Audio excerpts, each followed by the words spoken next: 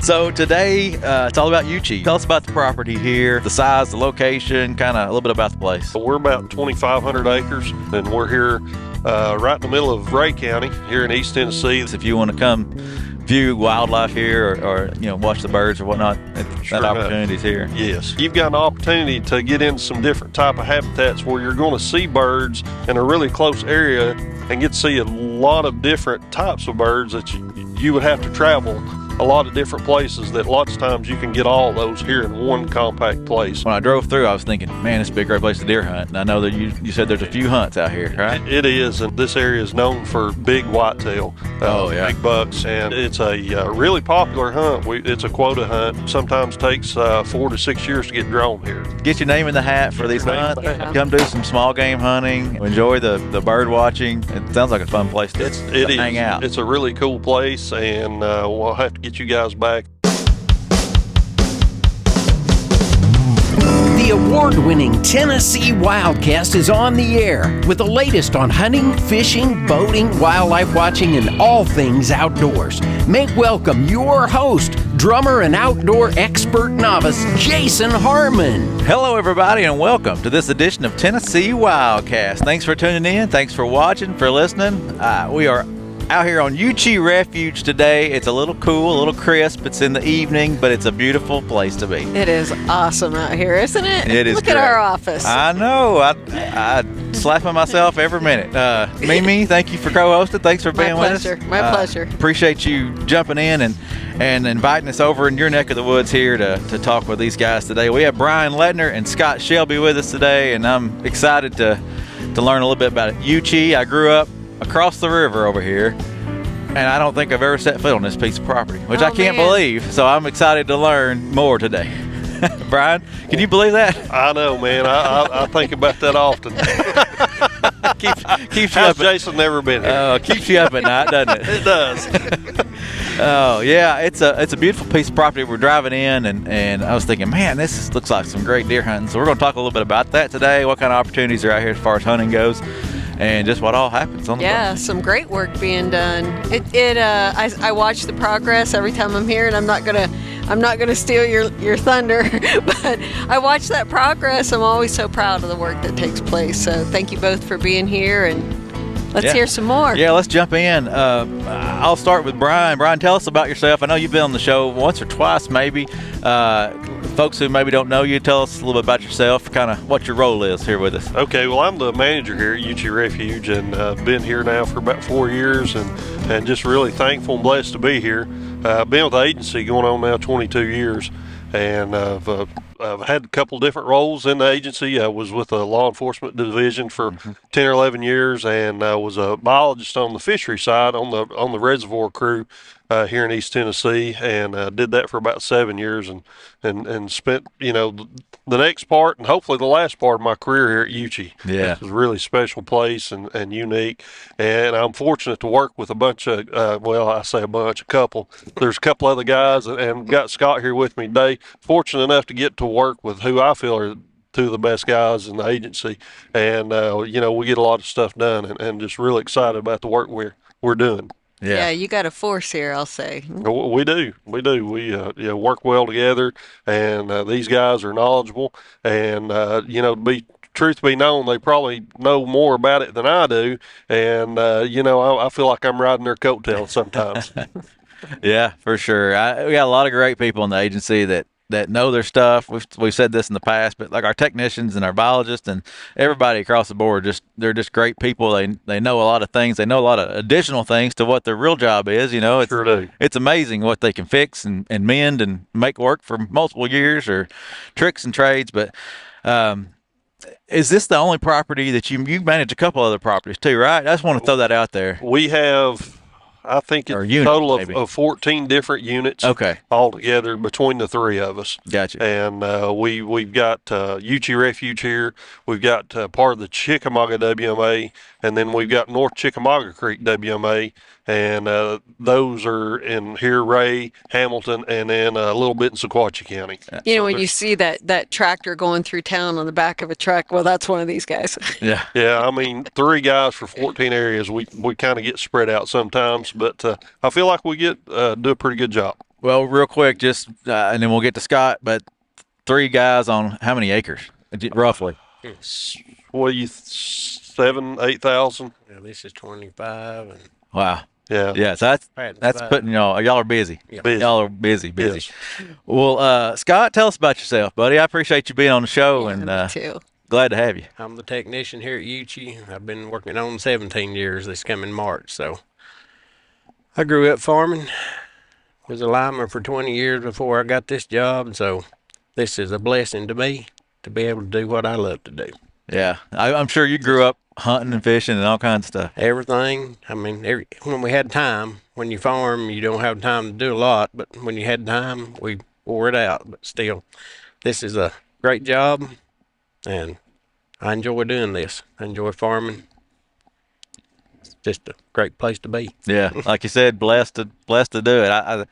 I can say that for myself too. That being in this role, it's a blessing to be here and enjoy what I do and enjoy sharing the love of the outdoors with folks, and you're making it happen for people to get out there and do it. You know, without you guys, it wouldn't happen. We try to provide the opportunity.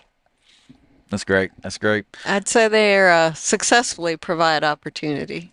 Well, we try. So today, it's all about Yuchi, right, Mimi? Yes. Let's dive in. Tell us about the property here, and let y'all bounce it back and forth however you want to do it. No specific order or role assignment here, but the size, the location, kind of a little bit about the place. Okay, like Scott said, we're about 2,500 acres, give or take 30 or 40 acres, and we're here right in the middle of Ray County here in East Tennessee. That's in Region 3, if you know about the regions within the agency. And I guess we probably came online around 2002 as a refuge, and Bernie Sweeney really got this thing kicked off the ground, and really got this place headed in the direction it's been. And you know, like I tell Bernie when I talk to him, I'm just trying not to mess up what he did. And then Scott was Bernie's right hand man, and when I came here, he really took me under his wing, and Bernie gave me some real sage advice, and I try to live by that. Very cool. Very cool. So you said 2002. You know, that's why I've not been out here. I was in college in 2003, so Right. that's maybe why I haven't stepped foot out here. I hadn't had a chance to explore. Right. So how was it acquired? Do you know that story? Yeah, they worked with was it the Heritage? Let's see, and I don't go. You may be able to tell a little better than I can, Scott. Not Bernie. He's the history on Bernie's that. the history Yeah. man. But But we acquired it in 2002, right? yeah, it's actually a federal wetland. So half of it is wetland, half of it's upland. So we're under the federal wetland closure starting November the 15th through the last day of February on the wetland side of this. So So it is about the waterfowl at that time. It is primarily. Yeah. Yeah, and it's a refuge, so there's not a lot of waterfowl hunting, right? It's a place for them to rest. Yeah, this is a stopover for waterfowl. Awesome. Well, let's get into some of the hunting and what is Yuchi known for. When I drove through, I was thinking, man, this would be a great place to deer hunt. And I know that you said there's a few hunts out here, right? It is, and this area is known for big whitetail, big bucks, and it's a really popular hunt. It's a quota hunt, and we have six quota hunts here for deer. 3 are juvenile hunts, and then 3 are regular hunts. We've got antler restrictions. You must harvest a doe before you take your buck. We're trying to keep that ratio in as, part of the quality deer management. And it's very popular. It sometimes takes 4 to 6 years to get drawn here. So you've really got to be patient to get drawn here. Yeah. And So work on get your name in the hat every year, gain those preference points if you Yes. can, and wow, yeah. and it's pretty much the same with turkeys too. It's 2 to 3 years probably to get drawn for a turkey now, hunt. it's pretty popular. Yeah, we've seen some flocks when I've been down before, which is pretty We've cool. we've got quite a few birds. These birds seem to be a little smarter here than they are in other parts. Those guys have got to be really on their game. So, are you doing anything special for the deer and the turkey as far as your plantings and things like that? Any focus to attract them or to make that hunting better? Part of Yuchi's sharecropped, and the sharecropper has such big equipment he can't get in some of our smaller fields, so we'll plant all of our smaller fields while he does the big ones. And he leaves a percentage of the crop for everything they eat all winter long. So they really have corn, soybeans, sorghum, millet, stuff to eat year round. So that's the reason we have quality deer, have good genes, and good small game hunting. I mean, there's lots of rabbits killed, coons. I was just going to ask if what other hunts take place here as far as small game goes. Rabbits, no quail. We're closed to quail hunting, but rabbits, coons, squirrels. I mean, people out here hunting all the time. That's wonderful. So that's open, I guess, at whatever the season It is. correct? Okay, It except for that closure that we Right talked on about the earlier. land. Yeah, awesome. I don't hate to jump off of this, but I just thought, we're standing here in front of this beautiful field. Tell us what's behind us, and the river's right down there, right? The river is right down there. You can look. That's Eves Bluff, behind us. That's Meigs County. Watts Bar Dam is about 3 miles upstream here, just to kind of give folks, some bearings here. Idea where we are, yeah. And these fields behind us here are harvested, and we've been 4 months without rain. Normally this time of year we're holding some water, and you would see some pools in here. And this is part of our waterfowl closure area, some nesting places. The tree lines there. We've got creek channels that run in to the river, and we've got water control structures in those that we close off and catch the rainwater. And so we're just waiting on the rain. Yeah. Well, it's a beautiful spot, and I see a few homes over there, and this Eves Bluff here, and it's just beautiful. I know people can come enjoy this spot, right? Too. I mean, it looks like this gazebo behind us. If you want to come view wildlife here, or watch the birds or whatnot, that opportunity's here. Yes. So and not just waterfowl and game birds. We have a lot of shore birds, ground nesting birds, a lot of neotropical migrants. Bird watching's a pretty big activity through here too. So we've got some different types of habitat here that makes it really unique for birding. And anybody that's amateur or professional, man, they come out here, bring the binoculars, books, put on a good pair of snake chaps and some tick spray, and yeah, it's going to be an adventure. Sounds like it's going to be an adventure. But you've got an opportunity to get into some different type of habitats where you're going to see birds in a really close area and get to see a lot of different types of birds that you would have to travel a lot of different places, that lots of times you can get all those here in one compact place. It's really neat. Over to the north of us here, we've got what we affectionately refer to them as the knobs, part of the Ridge and Valley system here that came up, and it's crazy that we're right here in the Tennessee River Valley.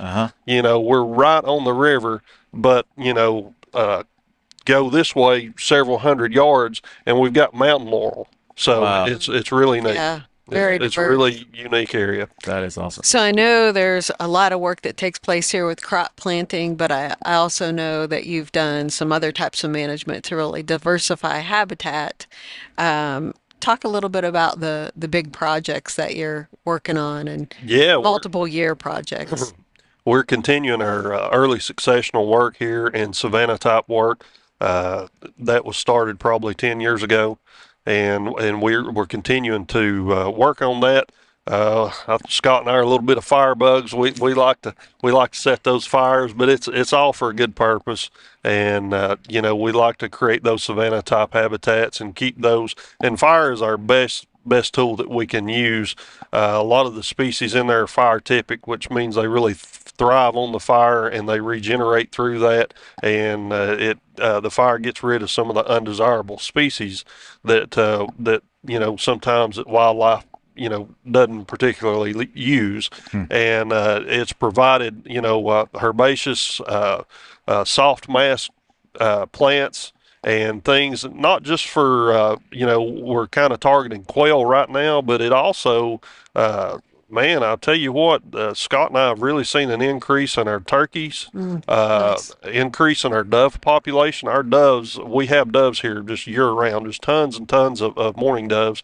And he and I both speculate that it's really they're keying in on the soft mass, the seed, and stuff like that that's coming from our early successional habitat work. Yeah, I've seen that. We've talked about many times, Jason, the most imperiled ecosystems in Tennessee are the grassland species, the grassland ecosystems, and trying to restore that. Not just it doesn't just help quail and birds, but everything, insects to our deer and turkey populations, and so much more. We just finished up a timber harvest where we did it's commonly known as residential thinning, where we went in and reduced the basal area. And basically what that means is we went in and just reduced the number of trees in that area down to get the sunlight to the ground floor, so we can get some plant growth in that understory. And then we'll go in and manage that with fire. Fire will be our easiest way to manage that. And already seeing from when over the year that we started the project to the finish, the species composition of the wildlife that's using that has changed. Basically, and I hate to use this term, but I really do feel like that kind of fits it.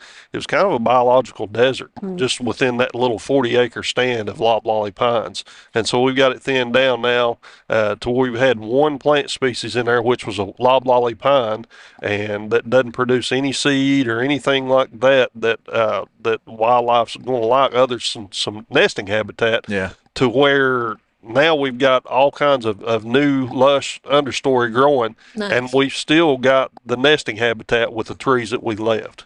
Wow, very cool. So it's really neat to see that change in just a short period of time. Yeah. Yeah, I've seen it just in the past few years that I've been coming down. We watch that growth, that regrowth from the areas that have been timber harvested. Yes. Fantastic. More and more browse. Yeah, they don't just eat acorns. They love them. Exactly. Yeah. So you talked about quail earlier a little bit. Have you seen any quail coming back? Are you hearing coveys or seeing Yes. coveys? Awesome. Yes, we are. We're working on that. Trying to increase that, and through various efforts, such as the burning. We'll do some chemical spraying as well. As a matter of fact, today I saw a covey of quail in the road when I was coming in. Wow, that's very cool. It is. So we know that rain can be and weather can be one of the challenges of managing here, but what's another challenge? What are the challenges of managing Yuchi? People. People, and he means that in the best terms. Folks have, they've got different wishes and wants and needs and For what sure, they would yeah. like to do with areas. And, sometimes it's a challenge kind of trying to juggle all that. We want to try to provide the best opportunities for sportsmen. And sometimes, doing that for deer may not mesh as well for the waterfowl. And so we, try to balance that just the best we can. Yeah. Yeah, I think that's all across the state. I think people have their preferences, and I mean in life, just in everything. We're all different. We all want different things. So Right. it's a challenge, and that's just part of what comes with it. And With urbanization, there's not a lot of places folks can go, and sometimes we'll have we've got squirrel season, rabbit season going on right now, and we'll have all these guys in here at the same time, and you've just got to kind of make it, try to give them the best opportunity that they can together, and those guys know it too. Mm-hmm. Yeah, the repeat customers, we talk with other WMA managers, and I know you all know the people coming and going most often, and I'm sure they get used to and ask questions. And speaking of questions, we kind of wondered, what are the most common questions you receive here on the WMA that we might share some information with listeners? Oh, that's great. One thing that we talk about with, we've got the wetland side that Scott spoke of earlier, and the upland side. And then we, for our hunts, 5 of our hunts are open for the whole area. The last hunt that we have is during the refuge closure for the waterfowl side, so it's the upland side, and folks want to know, what's the difference. And basically, we've got a county road that runs right through the middle here, and it kind of delineates that the right side of the road basically is our wetland side until you get to right where we're at, and then this field right here is wetlands. But everything on the north side of the road is upland and huntable for those deer hunts. Okay. And that goes for our coon hunts and rabbit hunts as well, and squirrel hunting and that closes November 15th, and it goes through the last day of February. I think about you talked about the deer quality management, and I think, what are people expecting to see when they see the deer? What's some of the big deer that's come off this property, and any stories that you've seen some big ones come through, and just to get, entice people to put in for these hunts? I know I'm thinking about it. We've had several, 5.5-year-old bucks killed here. So, around close to here, maybe not in Middle Tennessee and West Tennessee, but that's a pretty good deer for around this area. Yeah, for sure. But, 3.5, 4.5, it's pretty common here. So the genes are here, the quality's here. It's just, the bucks are smart. There's so much pressure. They go nocturnal, and it's hard to kick them up. You really have to work and hunt. Yeah. Well, it comes back to personal preference too, maybe on this one, but some people think we don't need a antler restriction, and some places have them, some places don't. That may play a factor in it, may not. Everybody has their own opinion, but it seems like it's working for you guys, for this piece of property. It's worked well. It's worked well, and if it's not broke, don't fix it. Just keep on trucking, right? All right. Let's see where we at. Maybe current projects. Well, I wonder too, out of all the hunts you do, I'm sure you enjoy the juvenile, but what's been some of your favorite hunts throughout the year? Yeah, that's it for me. You hit it right on the head. It's the juvenile hunts.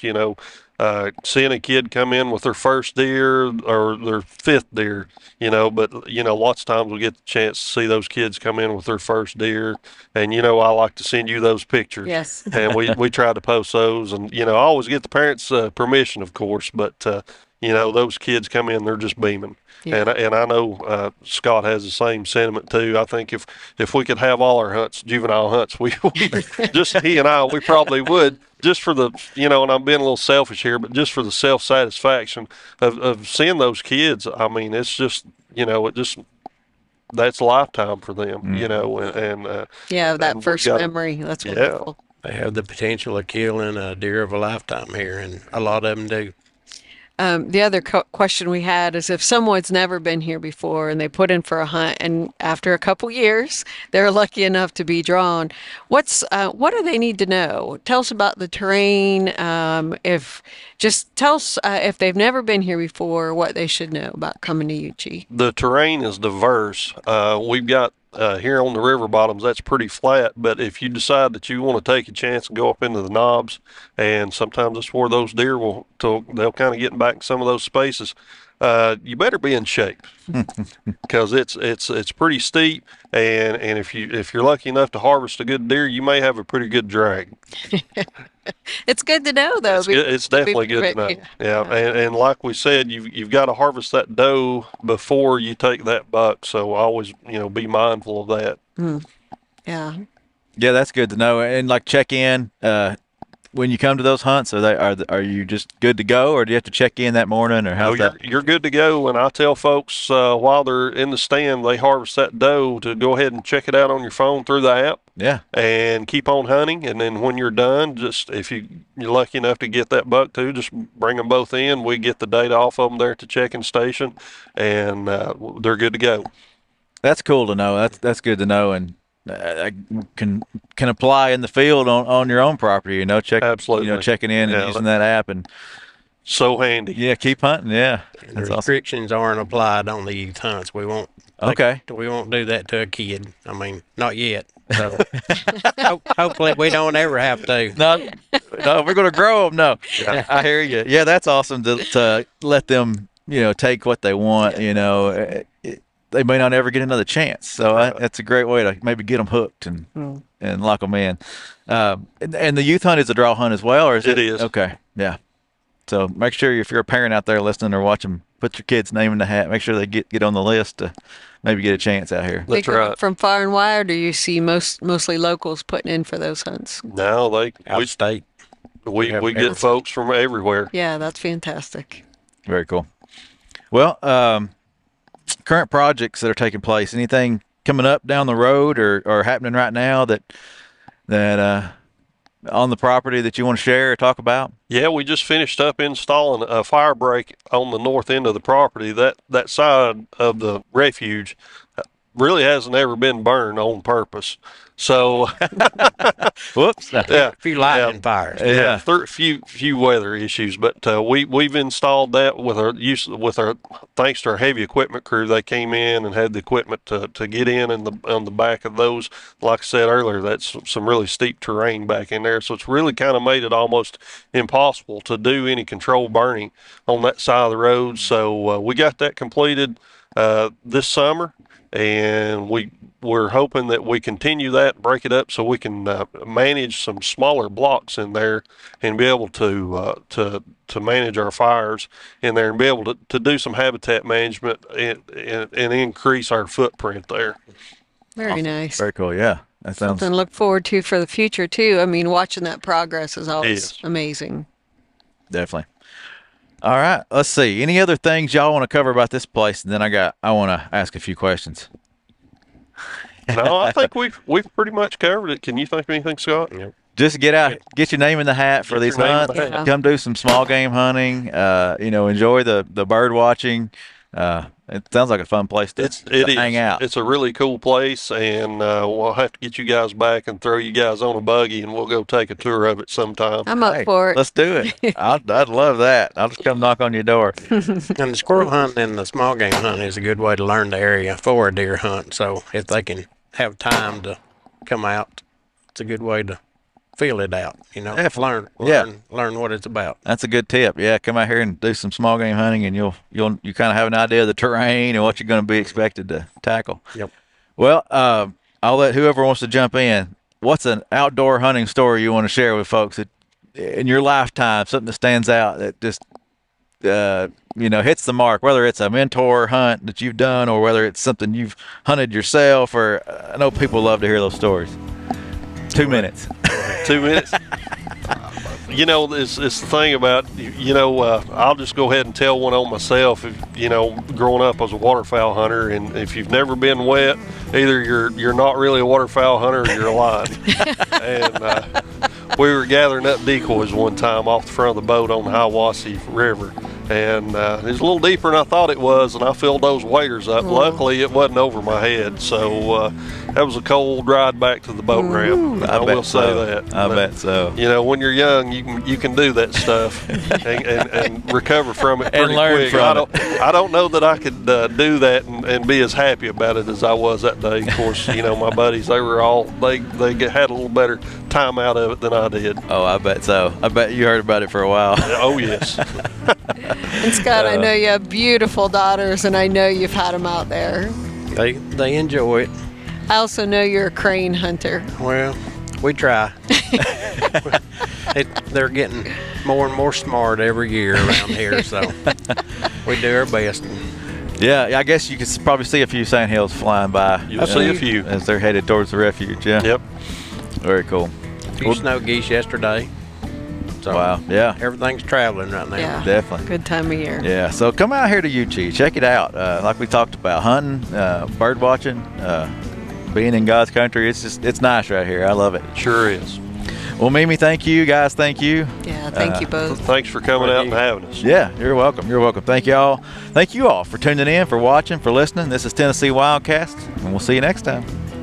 Thanks for tuning in. Stay connected with TWRA by visiting our website at tnwildlife.org and follow us on Facebook, Twitter, and Instagram. Hey, it's all about Tennessee wildlife. It's what we do. Tennessee WildCast will be on the air again next week. We'll see you then.